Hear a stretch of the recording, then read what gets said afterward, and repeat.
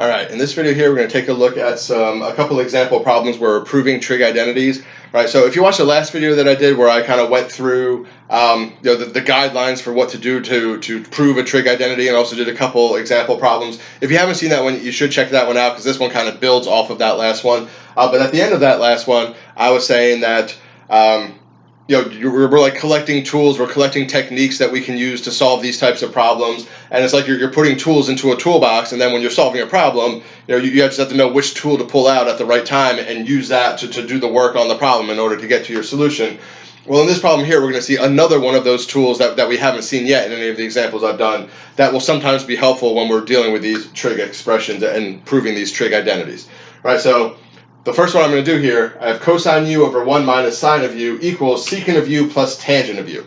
Right, so once again, what's the more complicated side here? To me, it's the one that involves the fraction. Right, so I'm going to start with that left-hand side and start working on that fraction and see if I can somehow simplify that and change it into what we have on the right-hand side. Right, so LHS, left-hand side, equals cosine u over 1 minus sine of u.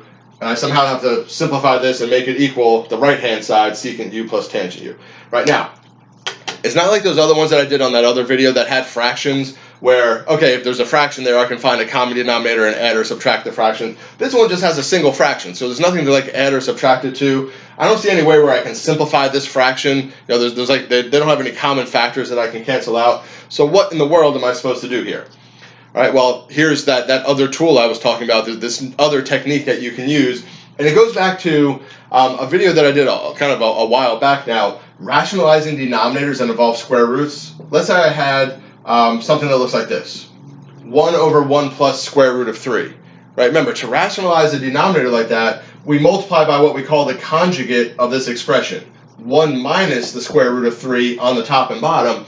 And when we did that, the square roots ended up canceling out in that denominator, and we no longer had a root in the denominator, right? So we multiplied by what we call the conjugate of that expression. Well, we're going to do a similar thing here. I'm not sure technically if when we're dealing with trig functions we would call this the conjugate of the expression, but it's the same idea, right? Since I don't see what else I can do to try to simplify this fraction, well, something I can do is just like what I had up here. I can multiply by its conjugate expression and just see what happens, right? So let me multiply this fraction times 1 plus sine of u over 1 plus sine of u, right? Just to see what happens when we do that. So if you have a fraction and you don't see what to do with it and you're completely stuck and that fraction involves addition or subtraction, here's a tool that you can pull out of your toolbox. All right, if that's 1 minus sine u, let me multiply the top and bottom by 1 plus sine u. And let's see what happens there. Maybe it'll be a dead end and we'll have to try something else. Maybe it'll take us directly to what we want to do. All right, so if we multiply this out, think about this as all these things in parentheses. If I distribute that cosine u, I'm going to get cosine u plus sine u cosine u. All right, so cosine u times 1 is cosine u. Cosine u times sine u is sine u cosine u. And then in the denominator, when we FOIL all this, right, because we have two binomials multiplied together, remember, we're still using algebraic techniques here when we're multiplying these things, right? So we're still doing the FOIL method, even though it involves trigonometry. Right, so I do 1 times 1 is 1, 1 times plus sine u is plus sine u, negative sine u times 1 is minus sine of u, and negative sine u times plus sine u is minus sine squared of u. Right, and notice what happens here. Just like when the one I had up here before with the square root and we were rationalizing the denominator, if you were to multiply that out, the square root things would cancel out. Well, here, the sine u's cancel out. I have a plus sine u and a minus sine u, so those two are going to cancel out. All right, so this is going to give me cosine u plus sine u cosine u over 1 minus sine squared of u. All right, which definitely is not secant u plus tangent u, but it's hopefully getting us towards that point, right, towards that goal that we're trying to reach. All right, so I've got this. Now, again, if you watch the last couple of videos that I did of simplifying trig expressions and proving these identities, anytime you see a sine squared or a cosine squared, what you should be thinking of is the Pythagorean identity, sine squared x plus cosine squared x equals 1. Right? That's in almost every single problem that I've done in the examples in these past 2 or 3 videos that I've done. This may have come up in every single one of the examples, right? It comes up all the time. It's really important to know that. And realize, like here, I don't have sine squared x plus cosine squared x. I have 1 minus sine squared of u. Well, I can make this look like this, right? By subtracting the sine squared x to the other side. Right, so I get cosine squared of x equals 1 minus sine squared of x. Right, so my 1 minus sine squared of u here, I can replace with a cosine squared of u. Right, remember, the variables that we use don't matter, whether it's an x or a t or a u or a theta. The variables are irrelevant. It's the form that we have. Right, so if I have a 1 minus sine squared, that's equal to cosine squared, right? And that comes from that identity, sine squared plus cosine squared equals 1. Right, so when you're doing a problem, anytime you see a sine squared or a cosine squared, you should be thinking about this identity and how can I use that to simplify what I've got here. All right, so to do this now, I'm going to have to erase some of these steps up here to be able to continue on.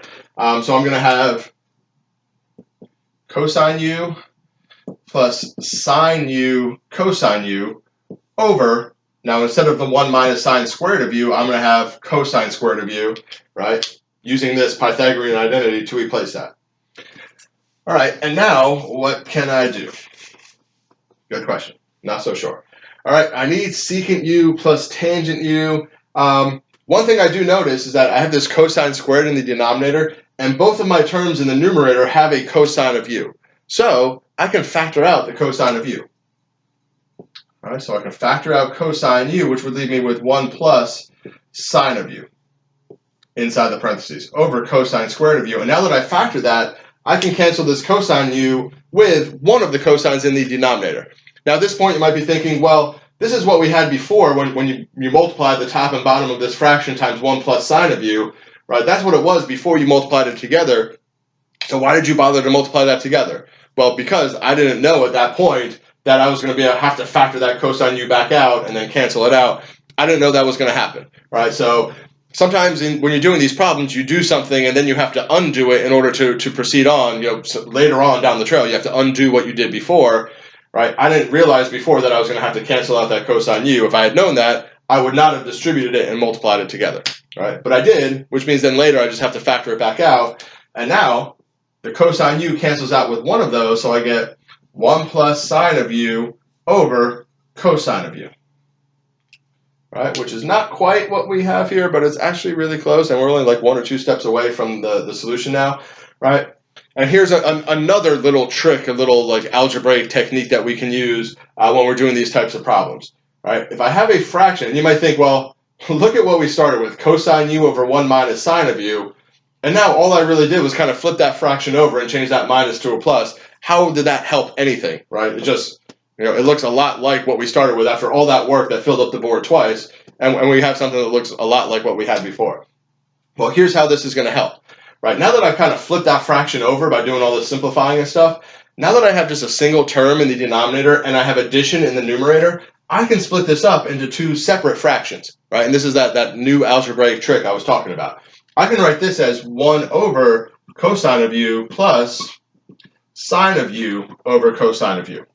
Right? If I have a single term in the denominator and I have addition or subtraction in the numerator, I'm allowed to split that up into 2 different fractions where each of those 2 fractions keeps that same denominator, and I just split apart the addition from the numerator into 2 different numerators. Right? If you were to add these 2 things together, since they have a common denominator, you keep the denominator the same and you add the numerators 1 plus sine of u. Right? So I can do that. Now, I couldn't do that up here. Right, this up here does not equal cosine u over 1 minus cosine u over sine u. You can't split apart the denominator that way and keep the numerator the same. It only works by splitting apart the numerator that has the addition or subtraction and keeping the denominator the same. Right, because to add or subtract, they have to have that common denominator. Right, so all that work there was to get it in this form. And now, what's 1 over cosine u? Well, that's secant of u, right? Cosine and secant are reciprocals, and sine u over cosine u, that's tangent of u, and that's the right-hand side of my equation. Right, so I just proved that those 2 things are equal to each other. Right, took quite a bit of work, a couple of new techniques that we haven't seen before, multiplying by the conjugate expression again. I don't think with trig functions it's called a conjugate expression, but it has that same form, right? Multiplying by the 1 plus sine u, which allowed us to make this a cosine squared and cancel that out and then split apart the fraction to get what we had over here. So that was kind of a tricky example of one of these types of problems. All right, I'm going to pause the recording here and put up one more that hopefully we'll have time to do in about 5 minutes. We'll see. All right, for this next example here, since we only have a few minutes left for this video, I put up all the work. I'm just going to kind of talk through it. So I'm asked to prove this identity. 1 plus cosine theta over cosine theta equals tangent squared of theta over secant theta minus 1. Right, now, for one like this, both sides of that equation look pretty complicated. They both involve fractions. Neither one of them looks like it's easy to work with or very simple. So a technique you can use in a case like that is work on both sides of the equation, work on the left-hand side, work on the right-hand side, and simplify both sides and see if you can make them meet in the middle, right? Try to turn both sides into something simpler that's the same, and then you know that both sides are actually equal to each other. So that's the technique we're going to use here. Right, and we really only use this technique when both sides of the equation are so complicated that it's even hard to pick which one to start with.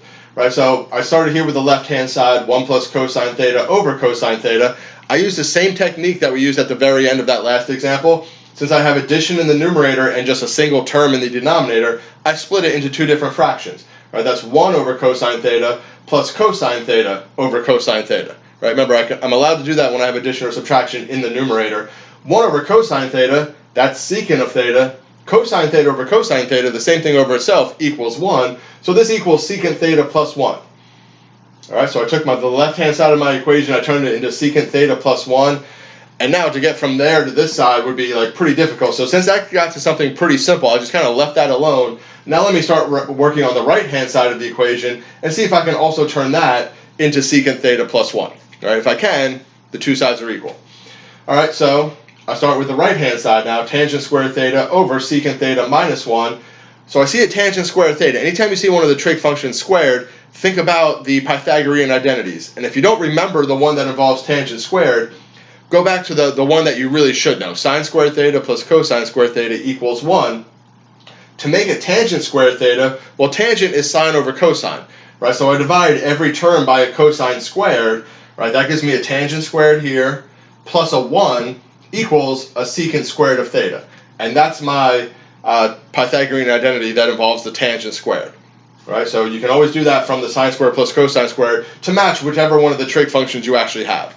Right? So I do that. Tangent squared plus 1 equals secant squared. Now what I have here is just a tangent squared. So if I subtract that 1 to the other side, I get that tangent squared of theta equals secant squared theta minus 1. All right, so in place of the tangent squared theta, I put in the numerator secant squared theta minus 1 over secant theta minus 1. All right, so that's using that Pythagorean identity, the one that involves the tangent squared. And then I notice, well, secant squared theta minus 1, that's a difference of two squares. I can factor that. All right, so once again, all the algebraic techniques that you ever learned might come into play when you're doing a problem like this. In this case, we need to factor a difference of two squares. Right, it's secant squared, right, and then 1 is 1 squared. So when I factor that, it's going to be secant theta plus 1 and secant theta minus 1. And what happens then is that factor of secant theta minus 1 cancels out with your denominator, which is secant theta minus 1. So those two cancel out, and what I'm left with is secant theta plus 1, which is what I made that left-hand side equal to. So since I took the left-hand side and the right-hand side, they met in the middle. They both equal secant theta plus 1. That means that the left-hand side and the right-hand side are actually equal to each other. Right? So this is another technique that we can then use sometimes when we're proving trig identities. If we start with one side of the equation and we get it to something really simple, and I don't see how to take this simple thing and make it into this more complicated thing over here, well then just leave this alone, start with the other side of the equation, and start simplifying that and try to bring it to match what you got from the other side. Right, and then a couple other things that we saw in this one that weren't in some of the previous examples. Right, that tangent squared, using the sine squared plus cosine squared, creating the tangent squared one if we don't have that one memorized. Tangent squared plus 1 equals secant squared. Subtracting the 1 so that I can substitute. And then recognizing that we have a difference of squares and we can factor that in order to simplify and cancel out the fractions. Right, so when you're doing these solving or proving trig identities, all kinds of different techniques get thrown into it. And like I said, it's like you have a mathematical toolbox, and you just have to pick the right tool at the right time. Like, oh, I have to do my difference of squares tool at this point, right? So the more of these you practice and the more you see, the better you get at them.